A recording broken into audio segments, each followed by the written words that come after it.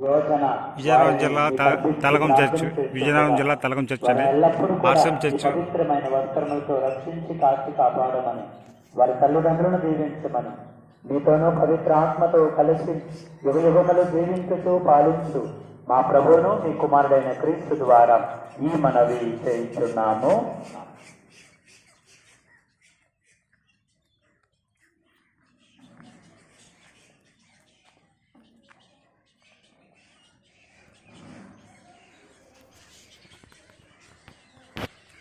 చెట్లు అంతా బలిసిపోయింది తుప్పల్లాగా.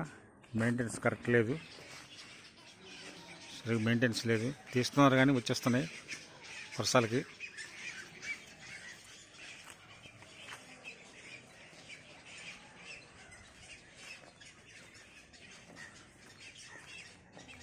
మొదటి పట్టణము నిర్గమాకాండము 14వ అధ్యాయము 5వ వచనం నుండి 18వ వచనం వరకు. నిర్గమాకాండము 14వ అధ్యాయము 5వ వచనం నుండి 18వ వచనం వరకు. ఐగుప్తు దేశ ప్రభువైన ఫరోకు ఇశ్రాయేలీయులు తప్పించుకొని పోయిరని తెలిసాను. అతడును అతని కొలువువారును ఇశ్రాయేలీయుల విషయమున మనసు మార్చుకొనిరి. బానిసతనము నుండి ఇశ్రాయేలీయులను ఎలా తప్పించుకొని పోనించుకుని అని వారు అనుకోనిరి. వెంటనే ఫరో రథమును సిద్ధము చేయించి సైన్యమును వెంట తీసుకొని బయలుదేరిపోయాను.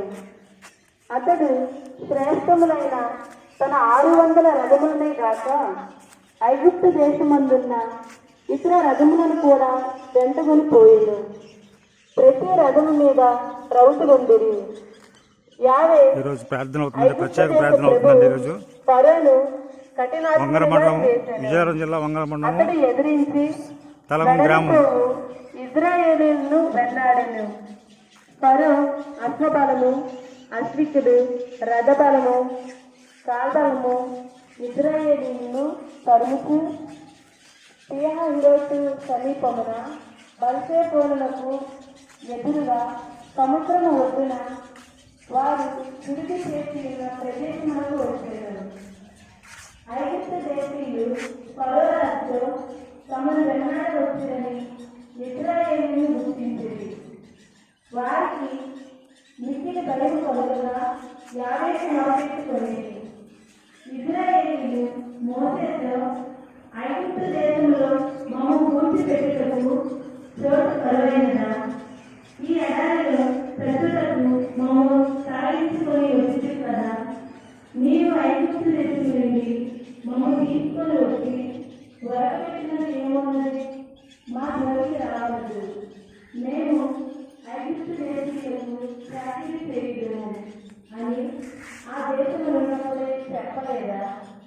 ఇప్పుడు ఈ ఎడారిలో ప్రజల కంటే ఐగుప్తు దేశీయులకు మూఢము చేయించుటకు యావే ఏమి చేయనో మీరు ఈనాడే కన్నులారా చూడగలరు.